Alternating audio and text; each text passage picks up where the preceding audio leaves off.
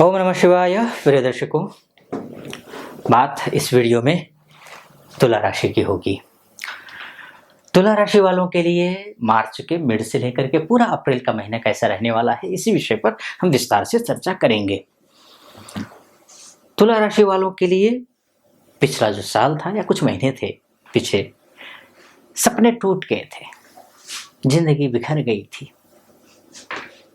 अधूरी रह गई थी जिंदगी। ऐसा लग रहा था कि बस शायद ही अब सपने पूरे हो पाएंगे कभी। बड़ा निराश थे, लेकिन ब्रह्मांड में अद्भुत बदलाव हो रहा है। ये बदलाव आपके लिए शुभ संकेत लेकर के आ रहे हैं। इन्हीं 45 दिनों में आप अपने जीवन में आमूल चूल परिवर्तन कर सकते हैं, ला सकते हैं। बस जैसा मैं कहूँगा वैसा आप करना। वीडियो को अंत तक सुनना। कुछ उपाय बताऊंगा, कुछ सावधानियां बताऊंगा, कुछ कमियां बताऊंगा, उनको भी फॉलो करना, उनको दूर कर लेना। शुभ योग को एक्टिवेट करना है, अशुभ योग भी है, और उन अशुभ योगों को खत्म करना है, उनको हावी हो नहीं होने देना है। वो उपाय मैं बताऊंगा आपको। शनि महाराज 6 अप्रैल को पूर्व भाद्रपदा नक्षत्र में गोचर करेंगे, जो कि गुरु का नक्षत्र है। शनि महाराज अर्थात आपकी राशि के लिए, आपकी राशि के हिसाब से शनि महाराज सब कुछ हैं। घर, गाड़ी, प्रॉपर्टी, इष्ट मित्र, नाते, रिश्तेदार, जॉब, नौकरी, पर्सनल लाइफ, प्रोफेशनल लाइफ, विवाह, संतान, एजुकेशन, सबका प्रतिनिधित्व करते हैं शनि महाराज। ये गुरु के नक्षत्र में जाएंगे। और मंगल भी, मंगल अर्थात मंगल कौन? आपका व्यवसायिक ग्रह, व्यवसाय जहां से देखा जाता है उस व्यवसायिक ग्रह वो मंगल है। वो भी पूर्व भाद्रपदा नक्षत्र में अर्थात गुरु के नक्षत्र में गोचर करेंगे। और आपके लिए गुरु कौन है? गुरु आपके लिए तृतीयेश है, गुरु आपके लिए षष्ठेश है। गुरु स्वयं कहाँ जाएंगे? वो सूर्य के नक्षत्र में जाएंगे। यानी कि अद्भुत बदलाव हो रहा है ग्रहों में, अद्भुत। खैर ये तो नक्षत्र ज्योतिष के हिसाब से हुआ, ये नक्षत्र ज्योतिष जिसका मैं वीडियो, मेरा एक और यूट्यूब चैनल है एस्ट्रो मुक्ति करके, उसमें मैं बनाता हूँ नक्षत्र ज्योतिष के हिसाब से वीडियो बनाता हूँ। बहुत ऑथेंटिक वीडियो होते हैं, आप भी उसको फॉलो कर सकते हैं। नीचे डिस्क्रिप्शन में उसका लिंक दिया होगा, उस लिंक पर जाइए और आप फॉलो कीजिए। शायद मैंने अपलोड कर भी दिया हो, तो नहीं तो 1-2 दिन में वो वीडियो आपको मिल जाएगा। आपकी राशि यानी कन्या राशि वालों के, तुला राशि वालों के लिए वीडियो मिल भी जाएगा, तो आप उसको भी सब्सक्राइब कर लेना, लाइक कर देना। और इसमें भी मैं ये ग्रह गोचर के हिसाब से फलादेश करूं, उससे पहले एक निवेदन जरूर करना चाहूंगा कि आप पहली बार मेरा वीडियो देख रहे हैं तो पूरा वीडियो सुनिएगा। अगर आपको मेरा एनालिसिस, ज्योतिषीय एनालिसिस अच्छा लगे तो चैनल को सब्सक्राइब कर दीजिए, वीडियो को लाइक और कमेंट बॉक्स में जाकर के महादेव का भक्त हूँ, आप पर भी महादेव की कृपा बनी रहे, ऐसी मेरी कामना। ओम नमः शिवाय 5 बार या 11 बार अवश्य लिख दीजिएगा, या फिर जो आपके मनोभाव हैं उन मनोभावों को व्यक्त कर दीजिएगा कमेंट बॉक्स में जाकर के। जहां तक बात है गुरु और शनि के गोचर की, नक्षत्र गोचर की, उसके साथ साथ में शुक्र, सूर्य, बुध, मंगल, सारे ग्रह बदल रहे हैं। अब बुध, शनि महाराज जो है ना, ये 17 मार्च को सुबह 4:40 पर पूर्व में उदित हो रहे हैं। अब शनि, अगर आप घर लेने की सोच रहे हैं, घर लेने की सोच रहे हैं, घर बेचने की सोच रहे हैं, गाड़ी लेने की सोच रहे हैं, गाड़ी बेचने की सोच रहे हैं, प्रॉपर्टी लेने की सोच रहे हैं, प्रॉपर्टी बेचने की सोच रहे हैं, जो इष्ट मित्र, नाते, रिश्तेदार इत्यादि आपका सहयोग नहीं कर पा रहे थे, अब वो करेंगे। घर जैसे वो सब चीज में पॉजिटिव होगा। जैसे घर लेने की सोच रहे, काफी महीनों से प्लानिंग कर रहे हैं, लेकिन कहीं ना कहीं कोई ना कोई बाधा आ रही है, या फिर पैसे का इंतजाम नहीं हो पा रहे हैं, तो पैसे के इंतजाम भी हो जाएंगे, बशर्ते मेहनत खूब करनी है आपको। इस भरोसे में कतई ना रहिएगा कि भाई बहुत सब कुछ ठीक हो रहा है तो ठीक हो जाएगा, नहीं। शनि आपके उदित हो गए हैं। अगर आप लव लाइफ में जुड़े हुए हैं, कटुता आई हुई है, वो मधुरता आ जाएगी। एजुकेशन को लेकर के बहुत शुभ योग है। जो भी हमारे यहाँ अभी फिलहाल इंडिया में रह रहे हैं और विदेश जाना चाहते हैं पढ़ने के लिए, आप तैयारी कर लीजिए। आइलेट्स की तैयारी कर रहे हैं, एजुकेशन वीजा के तहत जाना चाहते हैं, उनको सफलता मिलेगी। और जो ऑलरेडी वहां हैं विदेश में हमारे भाई बंधु माताएं बहनें ऑलरेडी जो वहाँ हैं, उनको अभी अभी अगर असफलता मिली हो तो सफलता मिल जाएगी। किसी भी, चाहे ग्रीन कार्ड को लेकर के प्रॉब्लम आ रही हो या चाहे नौकरी को लेकर के प्रॉब्लम आई हो, होता क्या है कि यहाँ से एजुकेशन पढ़ने के लिए तो पहुंच गए सोच करके कि चलो पार्ट टाइम जॉब भी कर लेंगे, लेकिन जॉब मिल नहीं रही थी और माता पिता यहाँ बहुत सारा लोन लेकर के भेजे हैं, समस्या आई हुई थी। उनमें आपको कहीं ना कहीं थोड़ा सपोर्ट मिलेगा, आपको एजुकेशन के साथ साथ में आपको काम भी मिलेगा, ये भी एक अच्छा योग दिखाई दे रहा है। या फिर अन्य जो भी प्रॉब्लम है, फाइनेंशियली स्ट्रगल कर रहे हैं तो उसमें आपको अच्छी सफलता मिलेगी। एक, अब यहाँ से जो वर्किंग वीजा के तहत, पीआर के तहत विदेश जाना चाहते हैं उनके लिए भी शुभ संकेत दिखाई दे रहे हैं ये शनि के उदित होने से। अब इसके साथ साथ इन्हीं क्षेत्रों में जो है उनके लिए बुध और शुक्र का जो लक्ष्मी नारायण योग बन रहा है और नीच भंग राजयोग भी बन रहा है इस बीच में, खासकर 31 मार्च से लेकर के 24 अप्रैल के बीच में अत्यंत शुभ है। नाम से ही स्पष्ट है, देखिए कि लक्ष्मी नारायण राजयोग, लक्ष्मी और नारायण भगवान विष्णु का नाम है, तो ये पैसे आने वाले योग हैं। और लक्ष्मी नारायण विशेषकर इसलिए आपको मैं बोलूंगा क्योंकि आपकी राशि के स्वामी कौन है? शुक्र है। और शुक्र जो है, अब इनका और बुध का संबंध जब होगा, ये अत्यंत शुभ योग है। अब बुध क्यों? आपका भाग्येश है। अब आपका राशि का स्वामी, और इसको लग्न भी मानकर चलिए, लग्न के हिसाब से भी आप इसको देख सकते हैं। लग्नेश राशि के स्वामी और भाग्येश तीनों जब एक ही भाव में, एक ही राशि में विराजमान हो और लक्ष्मी नारायण योग बना रहे हो, तो मानकर चलिए कि इस अभी नहीं तो कभी नहीं, ये वाली स्थिति है। बशर्ते आपकी लग्न कुंडली में, लग्न कुंडली अर्थात date of birth, time of birth और प्लेस ऑफ बर्थ के हिसाब से जो आपकी कुंडली बनी होगी वही आपका डीएनए है। ये तो मोटा मोटी तौर पर है, क्योंकि तुला राशि वाले इस धरती में 66 करोड़ 60 लाख से भी ऊपर है। सबके साथ एक जैसी घटना घटेगी ये बिल्कुल जरूरी नहीं है।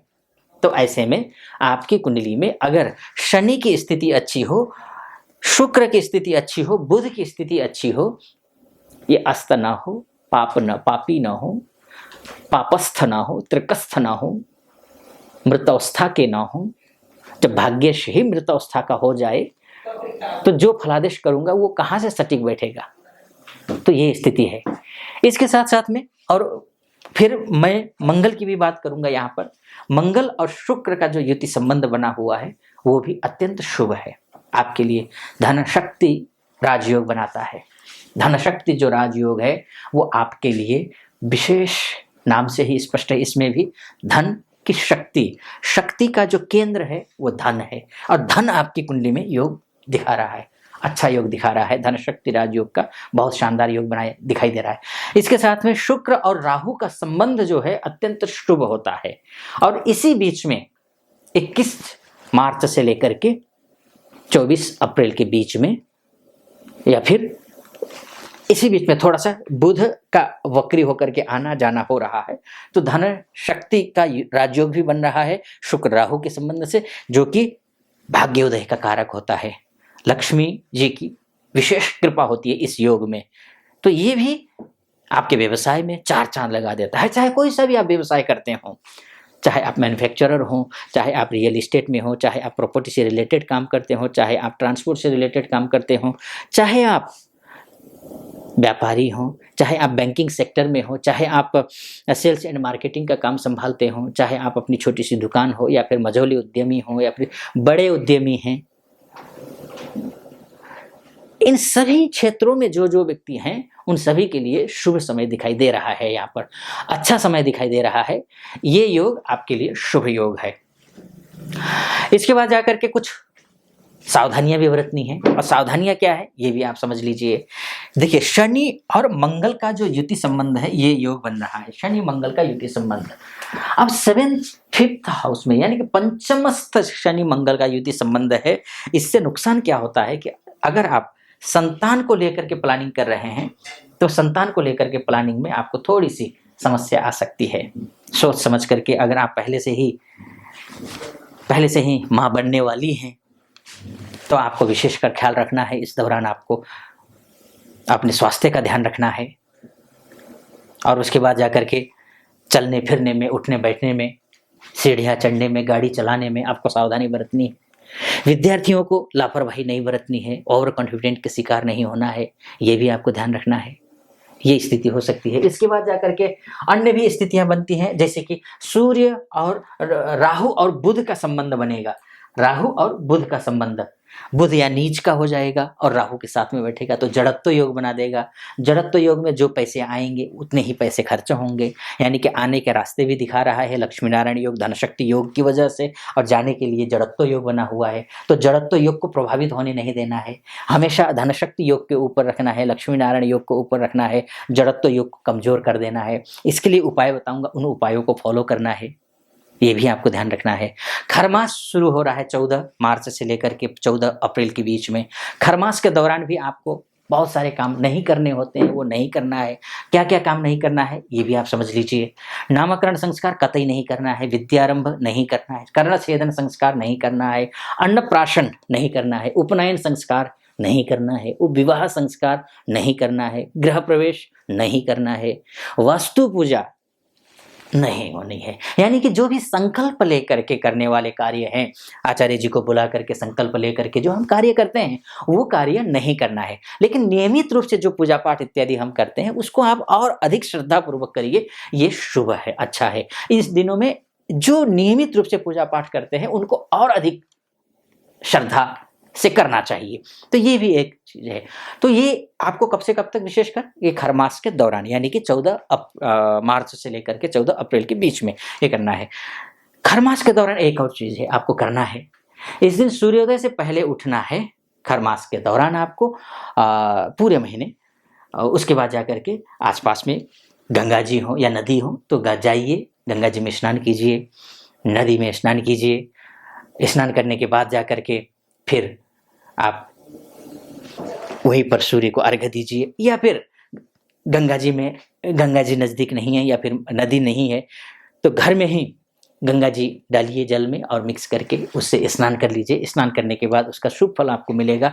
स्नान करने के बाद आपको फिर एक तांबे के लोटे में जल लेना है। जल लेकर के चंदन, चावल, फूल मिला करके सूर्यदेव को प्रणाम करके उसको अर्घ्य देना है। अर्घ्य के दौरान आपको ओम घृणीहि सूर्याय नमः इस मंत्र का जप करना है। ध्यान रखिएगा, अर्घ्य देते समय वो जो छींटे हैं, अर्घ्य देते समय अक्सर लोग गलती कर जाते हैं कि अर्घ्य देते हैं और सारे छींटे अपने पैरों पर ही आ रहे हैं, वो नहीं होना चाहिए।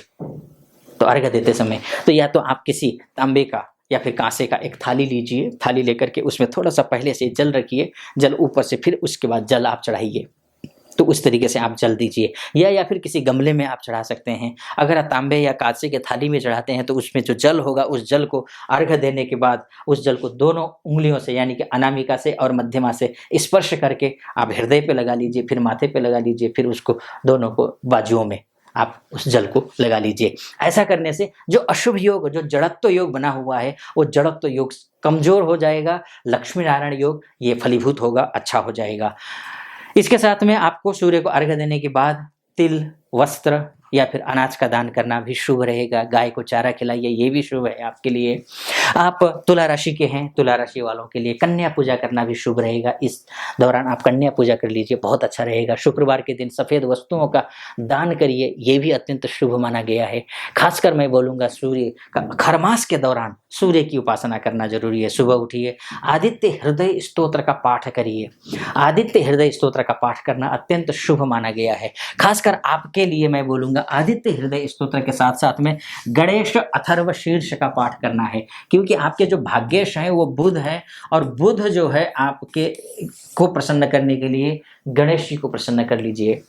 गणेश जी को प्रसन्न करने के लिए गणेश अथर्व शीर्ष से बेहतर कोई पाठ नहीं है। या फिर कोई भी कार्य शुरू करना हो, आपको जीवन पर्यंत की मैं बात कर रहा हूँ, कोई भी कार्य शुरू करना हो, गणेश जी के नाम लिए बिना कोई भी कार्य शुरू मत कीजिए, ये भी आपको ध्यान रखना है। बृहस्पतिवार का उपवास करिए, ये शुभ रहेगा आपके लिए। बृहस्पतिवार का दान भी कर सकते हैं, शुक्रवार के दिन और इसके साथ में बृहस्पतिवार के दिन, 2 दिन महत्वपूर्ण है, और सूर्य को अर्घ्य तो देना ही देना है। ये आपको करने से अत्यंत शुभ फल आपको मिलेगा। इसके साथ साथ में फिर इस वीडियो को मैं यहीं पर समाप्त करता हूँ। कैसा लगा आपको वीडियो? अगर अच्छा लगा हो, आपको लगा हो कि नहीं आचार्य जी सही फलादिश कर रहे हैं, तो चैनल को सब्सक्राइब कर दीजिएगा, वीडियो को लाइक और कमेंट बॉक्स में जा करके ओम नमः शिवाय 5 बार या 11 बार अवश्य लिख दीजिएगा। फिलहाल अनुमति दीजिए। ओम नमः शिवाय।